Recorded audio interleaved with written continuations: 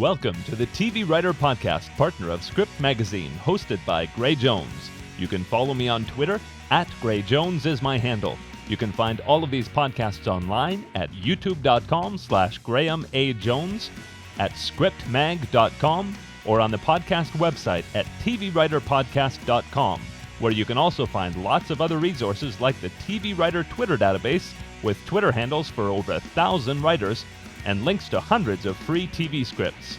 Now, on to the episode. My name's Gray Jones, and I want to welcome you to the TV Writer Podcast, partner of Script Magazine, episode 91 for June 2016. Well, today is part 2 of the 2-part series on the new Master of Fine Arts in TV and Screenwriting program at Stevens College, which is a low residency program based in Hollywood dedicated on women TV and feature writers. And today we're going to have an interview with Khanisha Foster, who is an actress and writer. She's the host of the M.F.A program's How I Wrote That podcast, featuring Hollywood's most successful working female writers discussing their journey and current projects. She's currently enrolled in the M.F.A program at Stevens College. You're going to love her interview. Enjoy. Okay, so here is Khanisha Foster. Yes, yeah. And Khanisha is someone who has dabbled in a lot of things, especially you've done a lot of acting, and you've made a transition towards writing. You also are the host of your own podcast, which actually sounds really, really neat. It's the How I Wrote That podcast, and it's dedicated to women writers. Which is really fantastic. And so welcome to the podcast. Thank and you. I want to hear all about you. Okay, so my name is Khanisha Foster. I did start as an actor, and I'm a mixed race woman who started as an actor. So there are like 3 parts every 15 years for me, so which doesn't stop me because I'm incredibly dedicated to what I do. But I did find out like really early on that if I wanted to play an authentic voice, that I had to figure out how to start putting things on the page and not just complain. So I was lucky because I worked a lot as an actor, despite that. But I was in a show, and here's what you should know about me. So I'm a storyteller because I come from storytellers. My father was a Black Panther, and he spent the majority of my childhood in prison, and he was a career criminal. And my mom came from this like upper white Chicago family where they patented bubble wrap and they brought Piggly Wiggly to Midwest. So like crazy people, right? So once I never thought about writing because not that I wasn't a storyteller, but it intimidated me. And I was in a play and I was backstage, and I was telling this story about this time that my dad robbed a bank. And I remember the room got kind of quiet because I forget that like not everybody's dad robbed a bank. And so the room was like, you should probably write that down. And I was like, that sounds horrifying. Yeah, let's do that, because I believe in doing things that you're afraid of. So they were starting this writing collective where they would do creative nonfiction. And so I was teaching acting at the time, and they were teaching writing at the time at this college in Chicago called Columbia College Chicago. And they were like, okay, we'll train you to write and you train us to act. And so that's what we did. And it was one of those moments that you don't realize till later is going to be magic. You know, like you don't realize that you're in the middle of this like informative part of your life. You just think these are great people, and I believe in what I do and I believe in what they do. So it became this collective called Second Story, which I'm the associate artistic director for now. And we started to write stories, and then I would write, and I learned to write, and I learned to hone my craft, and then I was helping others to write and helping others to perform. And it got to the point where hundreds and hundreds of stories were coming across my desk every month, you know what I mean? Like to the point where we're cultivating, and I've got this stack and this stack and this stack, and I would read one and think, that sounds like a TV show, or that sounds like a movie, that sounds like a book. And I just had this craving to know more about how you move between writing and the language of writing. And so I started to pursue that. And at the time I lived in Chicago, we moved to LA. I took the UCLA Professionals program because I wanted to know how to write screenplays. I was taking a novel writing course at Skirball because I wanted to know how to transfer all these stories into a novel, which is, I have this memoir I work on called Heroine, with an E in the thing. I'll be the E. Because my parents were heroin addicts, so it's about a little girl growing up with her parents as heroin addicts, and overcoming that. Or, just kind of living with that and deciding what that means. Not everything has to be a total hero story. Mm-hmm. So I was doing all of that, and screenwriting, I just like dug it. And then all of a sudden I realized like, oh, they always say the thing that you love the most is the thing that you should pursue, right? And TV, I've been obsessed with my whole life, like, and not just the way that kids are obsessed with TV. Like, not just like, oh, I know a lot about that show. And you'll talk to Ken Lezebnik at one point, and he'll tell you when he brings something up, I'm like, I love that. And I think it's at the point he's like, you can't love all of those things. And I'm like, I do, because I was so dedicated to TV. And like, I used to have a pad of paper, and like when the Oscars would come, I would take notes.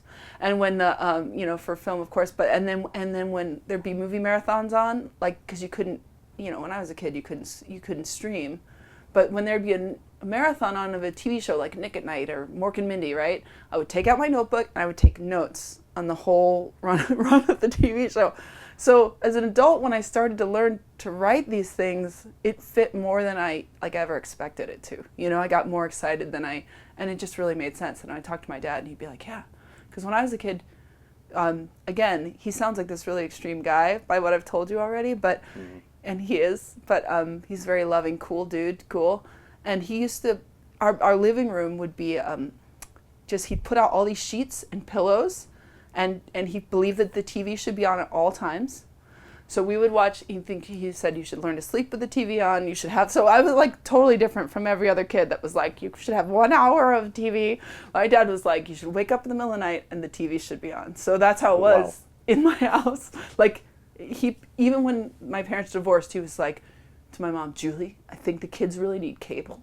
I don't think it's be appropriate for that. I will pay for cable. So that's what it was like. So when I started to tell him, like, this is what I want to do, and he's a very supportive dude, he was like, yes, you are TV, you love it, My sister was reading medical books and Shakespeare books from the time we could read, and she read earlier than most. And so I remember I'd watch her and be like, oh, kids are supposed to do that, so I learned Shakespeare because I couldn't get the medical stuff, but the language of Shakespeare I got. So I was a kid reading Shakespeare like her, and I remember when we got to school, they'd be like, oh, Shakespeare's really hard. And I was like, I don't understand, because this is just kid stuff. Like, this is what kids do. But so language and story, and so whether it be the story of my crazy family or the story that we're flashing on TV, or just the art of language, that intrigued me. And then having two parents who speak such different languages, to have a father who's a black man who grew up on the south side of Chicago, and then you go all the way down the red line to the suburbs, where my mom was a white woman whose parents had never met a black person before my mom married my dad. Like, their languages are different. They may still be Chicagoans, but Chicago is the most segregated city in the world. So their languages were maybe not the world, but definitely United States, right? So their languages were so different. So my ear would just kind of flip between these realities. And then my husband is Mexican American, and then flipping through his, and then as an actor, when you're ambiguous racially, they just sort of push you towards that. Like, they tell you to blend in. And so I learned to blend in, which later I think is not good advice. But what it did give me was this opportunity to hear people and to like really feel this kind of neutral playing zone when people would speak. Like, I would always feel like I was at their study, where if I only identified as a white person, which I do identify as white, black, and mixed, then I might only be hearing in European sounds. If I only identified as black, it might be only African and Caribbean, kind of influences in my ear. But I identified as somebody who was supposed to hear everything. So I think that is what I like about writing characters, because it's about who is this person, how do they fit, who do we explore, and how do I put different kinds of people on a page, which is what I'm most interested in my work. Well, that's really fascinating, actually, because I know I've done some study of languages, and they say with languages that if you have one parent who speaks French, per se, at home, and one parent who speaks English at home, then you develop the ability in your brain to have sort of one section of your brain that's devoted to the one language and the other that's devoted to the other. And that if you don't have parents that are separated like that, then you won't learn in the same way. And it sounds like if you had one parent who was very clearly a certain way of being, and the other parent that was very clearly a certain way of being, that might actually have given you abilities as a writer or as an actor to be able to sort of switch gears between those. Yeah. I mean, I always say, like, my perspective is mixed perspective, because I often find the middle ground between things. Like, I often hear both sides of things and want to think about how those two things relate to each other. Doesn't mean I'm not opinionated or I don't settle on one, but my instinct is to listen to all of those different aspects. Because, you know, when you grow up, when we would travel to my dad's side of the family, my grandmother on my mom's side was just horrified because she'd never been to a black neighborhood. She certainly had never been to the south side of Chicago, even though she was a real estate agent. And she was just like, you're going to get shot, and, you know, what's it like there? And it's going to be terrible for you. And then we'd go, and they'd be this, like, love fest of a community. You know, our cousins were hilarious and brilliant and caring, and there was, you know, hugs and kisses and, like, epic stories that you would never hear. And my grandmother's house, it was very, like, on my mom's side, very refined. You know, like, she and I were very close, but you heard a certain type of story. You were allowed to tell a certain bit of that story. You couldn't really dig in. And so I just noticed that they were much more alike than they were different. And the differences were how they communicated who they were, not who they authentically were, you know? So that's interesting. And then my mom used to run the only African nightclub in Chicago with her partner. So then that was the other thing. All the top artists from all over Africa, that was when I was like 9. They were part of our lives, kind of just like regular everyday part of our lives. So that also was like a very different aspect. Like, my sister is, you're gonna think I'm crazy. Okay, Ken knows. My sister is a Nigerian princess. And that sounds like so cool, but it's different. You know, the royalty in Africa can be different, and it doesn't necessarily mean a financial royalty, but her last name is Onikoyi, and her family is the Koyi family of the Koyi Islands, Onikoyi family from the Koyi Islands. And so she went to Africa with my brother during her kind of like crowning ceremony, I think it's called. So, and had this whole other experience where they had this very American upbringing, and then they went there, and then when they came back, they had a very different perspective about what it was to be American. So also seeing that, you know, like, for me growing up until they came, which was when I was like 8 or 9, it was a very race within America perspective. And then when my mother became very involved with African culture and promoting African music, and then because my brother and sister are half Nigerian, then it became about, like, the perspectives of that. And then I do a lot of work in Scotland and England, and then I was interested in, like, how those cultures are different. And you guys were saying that Canada's different from the United States, even though we were all like, it's not that different. And then you go and you're like, no, it's different. Yeah. Hopefully I'm capturing that on the page when I write. Well, I would love to comment, or if you could comment a little bit about, I was reading your blog and being very educated. On what? Oh, how exciting. Well, it never occurred to me the kind of challenges that you might have as a mixed race person in an acting perspective, in the roles that are written. I mean, I've heard of people from distinct minorities sharing with me about how challenging it can be for them, because something might be written for a black person and an Asian person who won't even be considered for it, even though they could absolutely play that part. How much more so from a mixed race perspective? Can you comment about that? You know, being mixed is unusual and interesting and beautiful and challenging. And the thing about it is, there is privilege that comes with mixedness that should be acknowledged, right? So, you know, we live in a society of colorism, so, you know, this lighter skin and the way your hair falls and the way you speak, you know, there are privileges that must be acknowledged by someone who has that and cared for. And then when you are given a leg up in that, I think it's important to share it with those who may not have those same privileges, because we all have some sort of privilege, right? I'm an American, I live in the United States, I have access to college, I have some sort of privilege. But there is this other thing that we don't always talk about, which is there are very few parts for people who are mixed race, and there are very few parts for all people of color. And when I had my first agent, and I walked in, and it went great, and, you know, I made her laugh, and she signed me right away, and I was like, this is awesome.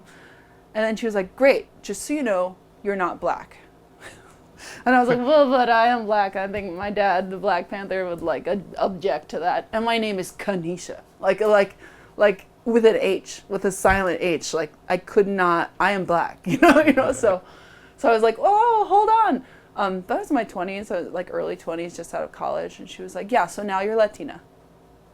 And I was like, but I'm actually not. Like I have no cultural connection to that. And she was like, it's kind of like, this is what we're doing. And again, I had come from a setting where people said, blend in. None of my teachers were mixed. Very few were people of color. I think I had 2 teachers who were people of color in my whole life, in my acting life. And it's a very different experience for an artist of color. So we're going to go into the world, and our auditions don't look like your auditions. And the language that's used with us is not used with other people. So I learned a lot about being a great actor and about my craft from them. And I'm so grateful for my teachers of that time. But they didn't know what I was going to go into the world into. And so they told me to blend in. And what happens is, those first few years, I worked a lot, but I worked inauthentically. And I say that not with shame. I would make different choices now, but I think I have to own that was not cool. Like that I didn't know that because I was just a kid trying to be an actor. But, I played the first film I did, I played Puerto Rican, and I went to Tribeca, and I had this incredible experience. And then I was getting cast as Latina all the time. But pretty soon into that, I was like, these are not my parts. I would sit with people who are authentically of those cultures, and they would be having authentic connections. And I'd go to auditions and just feel like there was no way I could fully rock that part because I didn't have the cultural truth that other people had. And so I decided that I was going to stop playing any part that wasn't mixed, with the awareness that I was going to start working a lot less. And it was really hard. And for 3 years, I still got consistent offers on a weekly basis to pay parts. And I would say, and my language it remains the same. Thank you so much. Thank you for thinking of me. I think I know someone who would be really great for that part. Can I introduce you to them? And I believe in that, being an advocate in that way, that you can, even if you're not the one grabbing the part, that it means something to introduce someone to the right person that would play that part. However, I'm not good with free time. I like to do things. So now I went from working all the time to waiting for somebody to write something for a mixed person. And not just that, but even as a mixed person, people don't, I'll say it like this. Whenever I've played a part and I'm already in the part and people see me, they believe it. But to get in the room to audition, people expect to see a certain person. So even in a mixed world, I don't necessarily look the way that people mixedness is supposed to be. It has this. How do I want to say it? It's people put this false sense that you have to be this great beauty. That again, it's this false sense of what beauty is, and that mixedness is when you say you're a mixed child, they're like, you must have the most beautiful children. And there's this thing that happens where we decide beauty looks a certain way. And, I've never considered myself a great beauty, even though I love myself and the way that I look. And so, again, even the mixed parts were these, fiercely stunning, petite women who had all of the European features. And I was like, I have lighter skin, but my features are not necessarily European. And I'm a curvy person, and I've got broad shoulders. And so for me, even those few parts that came along, they just didn't read as an authentic mixedness to me. So, and there were so many of us who I knew because I grew up in a mixed community, because I grew up in a mixed community, I saw all these different experiences of being mixed, and I could be with my black family and feel black, and with my white family and feel white, and with a mixed community and feel mixed. And I could code switch between those worlds without even thinking about it. And I wasn't seeing anybody do that on the page.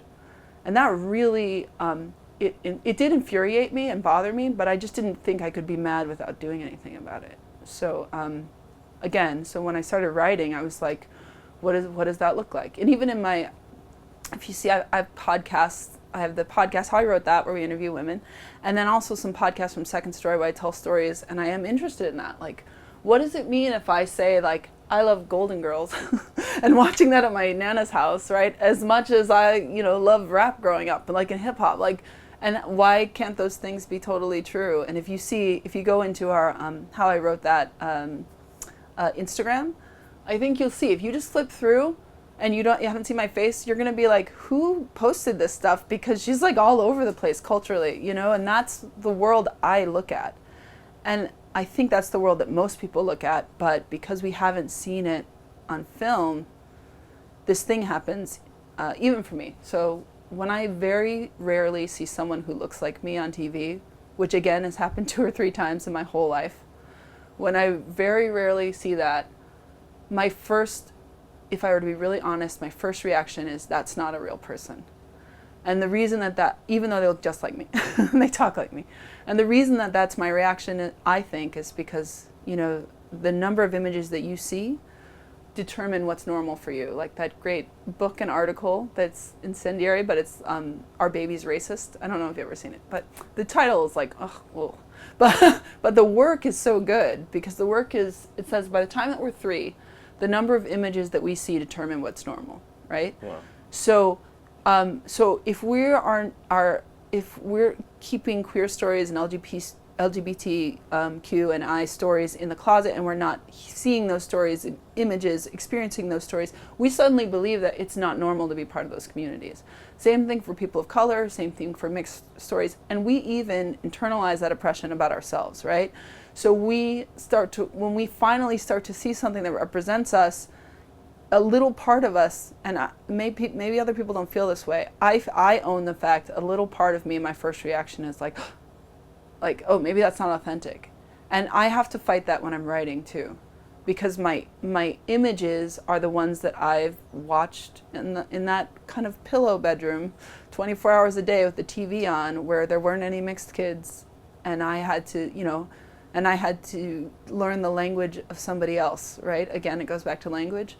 So when I write, I mean, I'm a big believer in drafts, because my first draft is usually a real mess, because I want to write something that nobody's seen before. And it's really hard to do that when you have the voices of like the history of television and cinema and plays and America like running through your head all the time. It's really hard to like go, okay, I'm going to say something about like who I am in the world that I don't see anybody saying. Not that it doesn't exist or people haven't tried to say it, but I haven't seen it.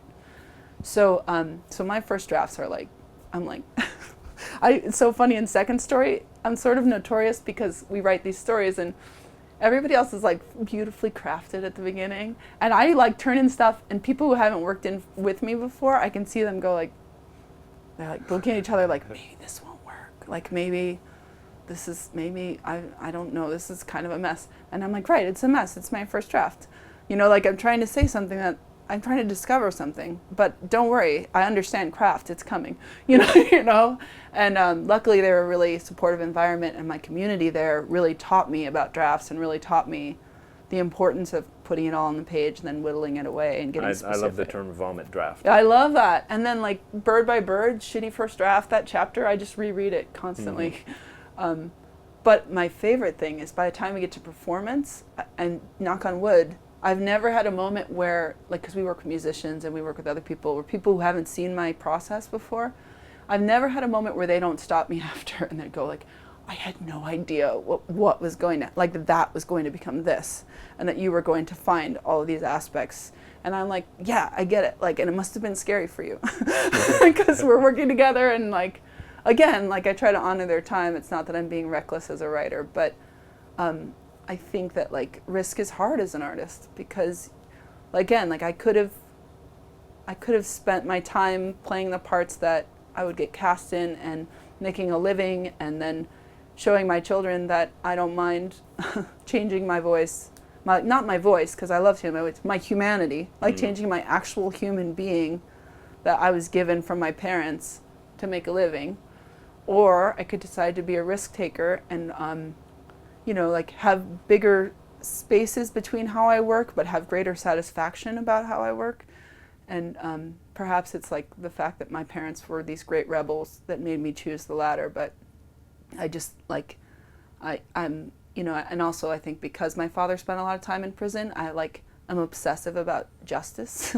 So like, I'm like, like, not that he didn't do things that landed him there, but also there were all of these things that created who he was to become as a black man in America in the 60s. So here's this brilliant man who I think would have been a doctor and a top-notch doctor, who ended up going to prison for a long time.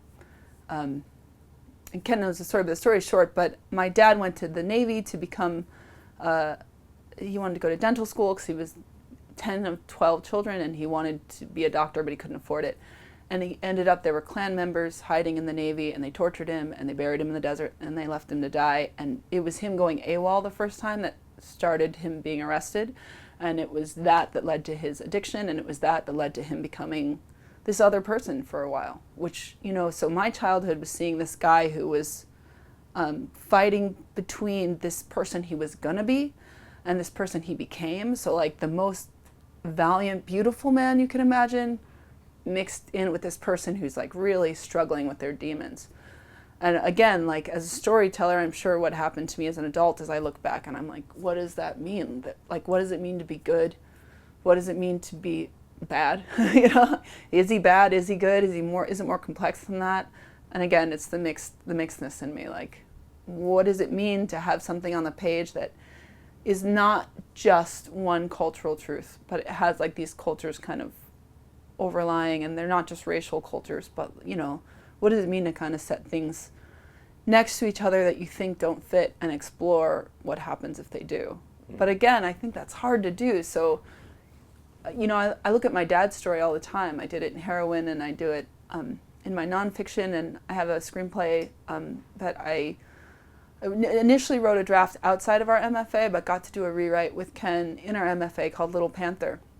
And it's about this little girl who's mixed, who wants to be a Black Panther like her father, but she doesn't understand what violence really is.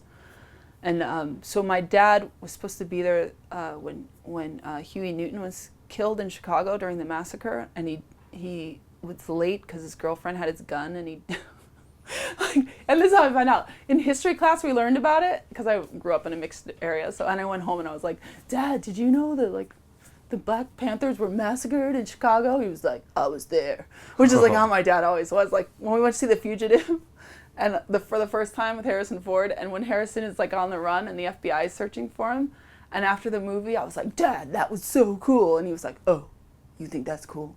You think it's cool to be on the run from the FBI? And I was like, sort of. My dad was like, well, when I was on the run, that was the first time I'd ever heard he was on the run from the FBI. When I was on the run from the FBI, I was in my girlfriend's, attic and blah, blah. And I was like, what are you talking about? That you've been on the run from the FBI? He's like, twice. I'm like, what is happening?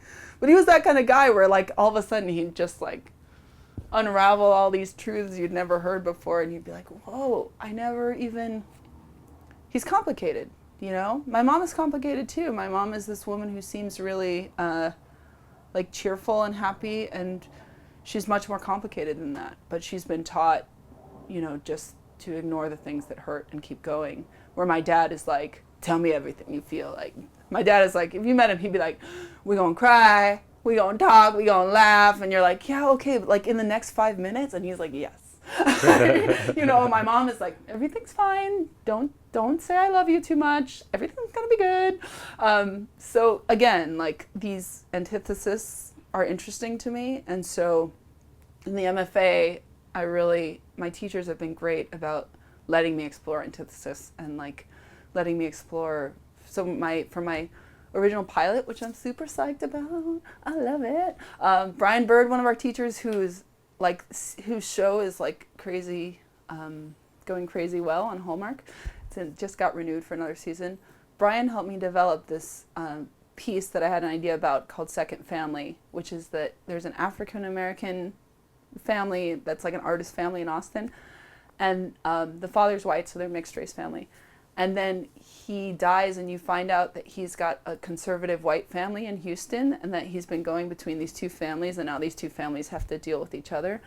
And that was born out of,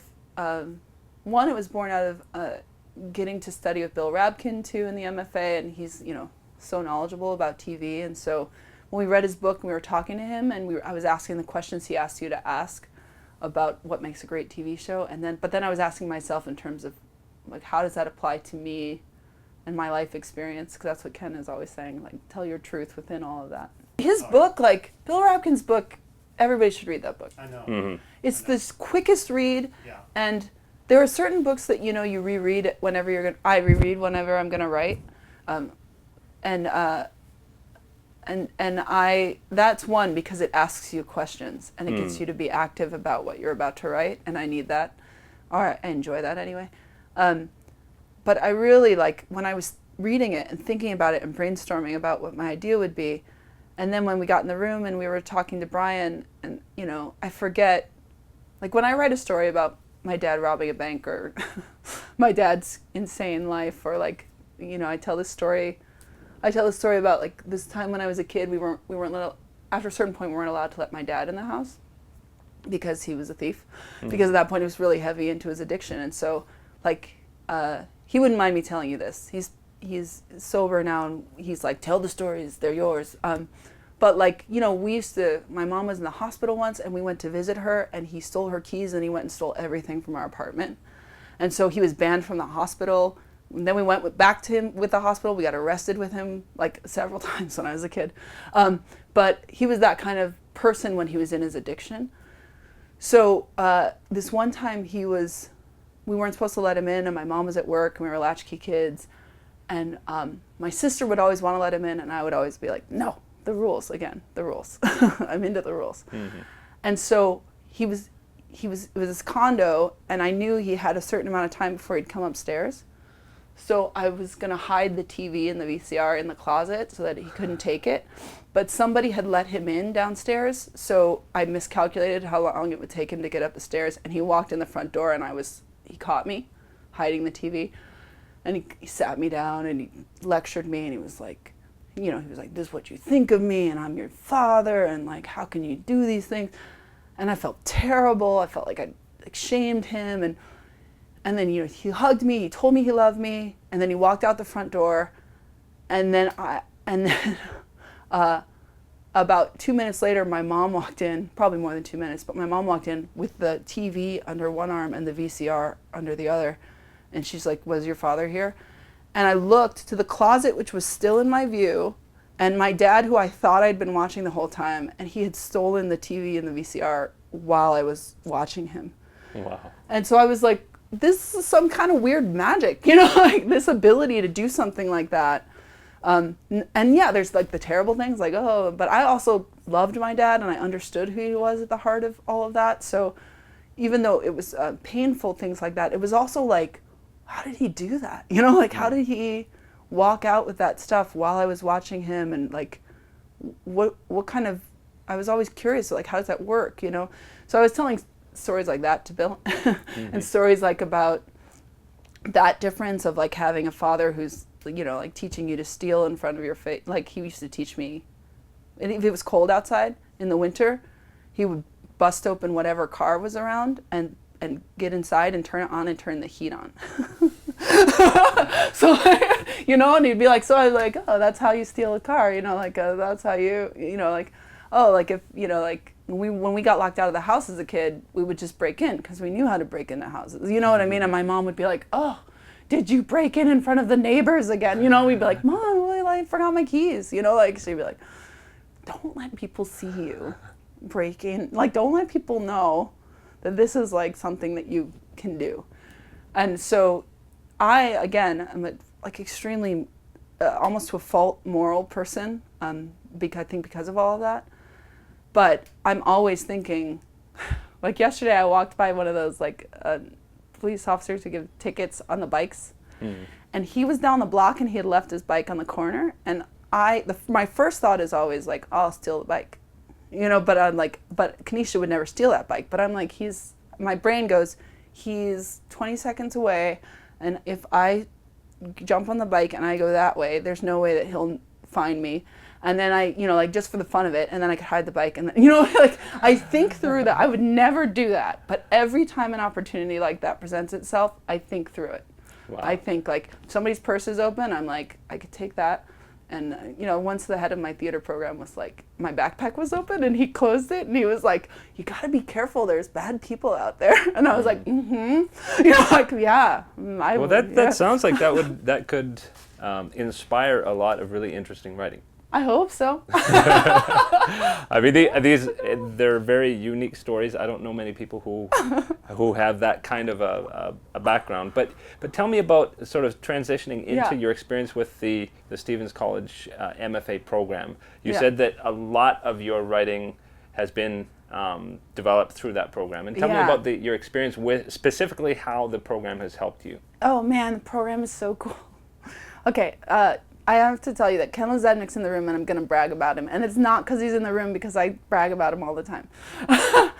So everyone says he's like the most generous, kind man in Hollywood, but also one of the most competent. So sometimes people use one to denote the other, but he can do both so beautifully. But he's really created a space where we get a lot of individual care and attention, and where he really intentionally pairs us with people who cultivate our true voice, which is really difficult to find.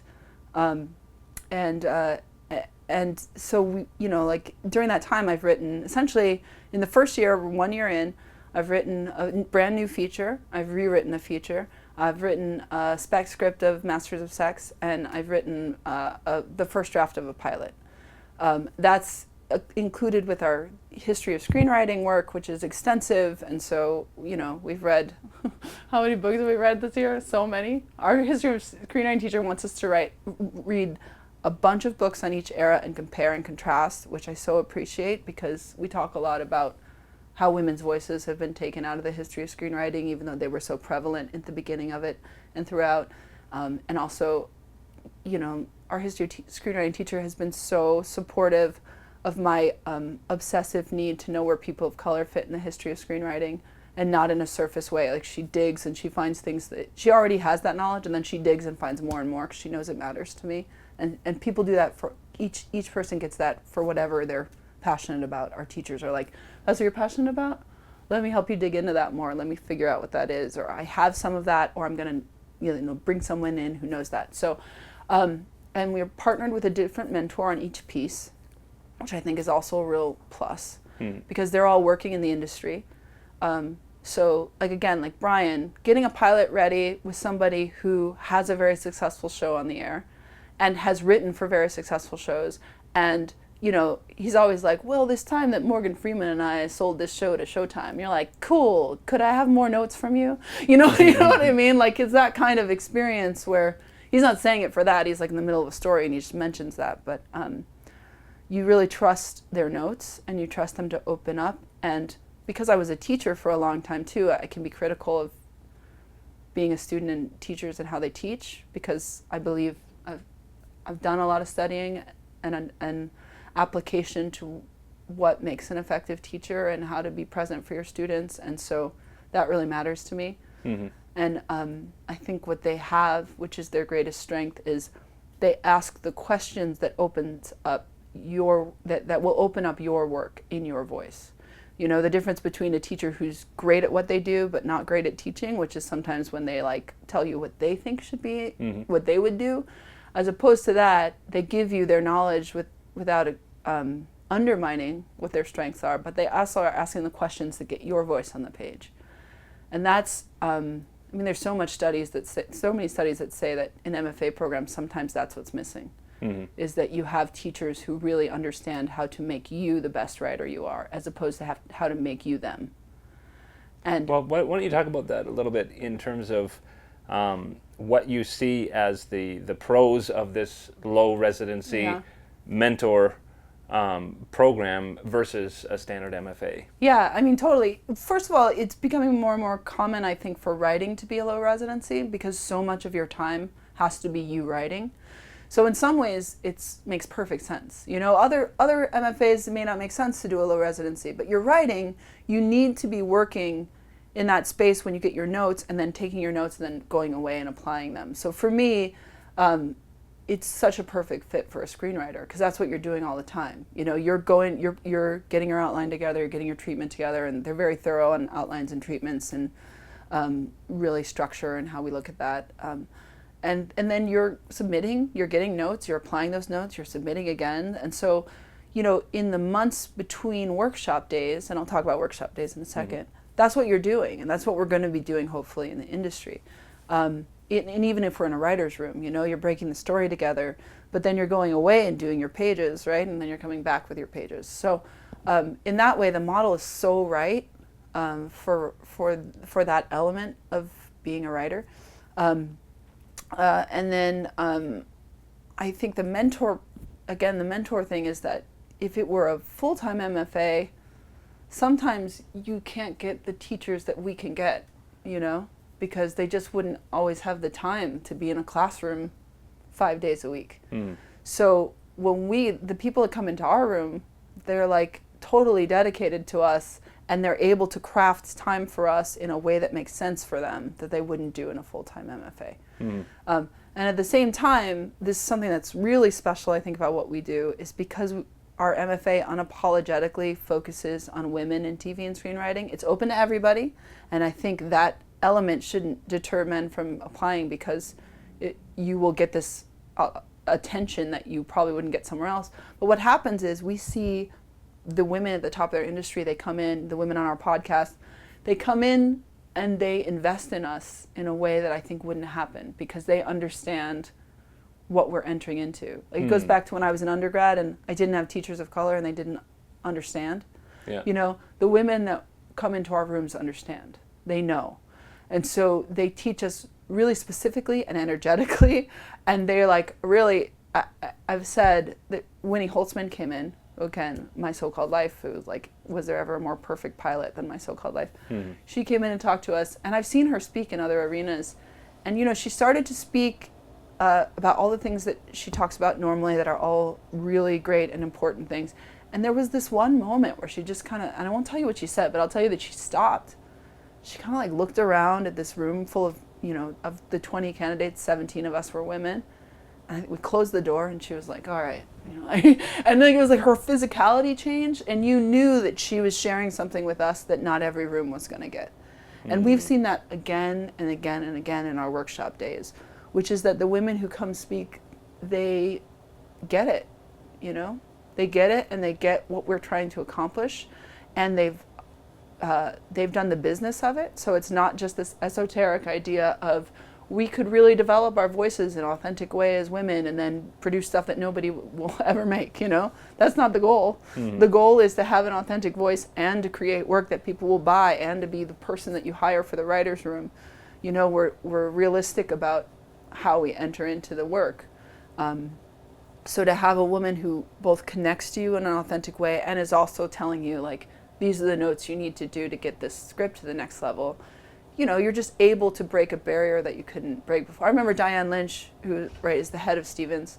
I remember her saying that when we were talking, the MFA was starting, and I got to go to lunch with Ken and Diane was saying, like, what Stevens offers is that women in this closed space together really do get to uncover their real voices, and then their real voices don't go away when they go into male-dominated spaces. But because they've had a place to get rooted in their true voices, that those voices carry on throughout their lives. And that's what we're seeing. Well, that is fantastic. And I think so. I think that's actually a great place to end up. But before we end, I do want to mention your podcast, How I Wrote That. How do people find that? Okay, so How I Wrote That, you can go to the website, which is www.howIwrothethat.com. You can also go to SoundCloud, and you can also go to iTunes. A little treat for you, we've got Meg LaFauve coming up in a couple of weeks. We already recorded it, who obviously was nominated for an Oscar for Inside Out and wrote The Good Dinosaur, and is writing the first Marvel female-led superhero movie, Captain Marvel, so she's so great. We're interviewing Linda Wolverton coming up, who wrote Beauty and the Beast and Maleficent, and who's known for, like, really taking the idea of like a princess having to be saved by someone else, taking that back and having an intelligent woman be the lead character of love film, that, you know. Oh, yeah. I love her. And it's so funny because when she came to talk to us at the MFA for our workshop days. We're like, oh, cool. We're sitting with Linda Wolverton. She's so great. But like in that moment, I realized all of these movies that I loved as a kid, because they had those characters, she had written. Like, and then my brother and sister, I called my brother and sister after and was like, remember everything that we loved? She did it. You know, but then she's sitting with us and giving her, you know, she's so generous to both come to our M.F.A. and then to let me come to her home and interview her for the podcast. And very, very cool. And Twitter? Twitter, you can look at, well, we have M.F.A. Screenwriter. At M.F.A. Screenwriter is our podcast connects to the college Twitter. You can find me at Khanisha Foster. Remember I told you I had the silent H, so it's Khanisha, Khan like Shaka Khan, Khanisha Foster. I'm the only Khanisha Foster ever. So you'll find me. You'll find me. Awesome. Well, thank you so much for being so generous with your time. Oh, yeah. And it's so exciting to hear about this program and how it's already been helping you. I mean, that's a lot of productivity.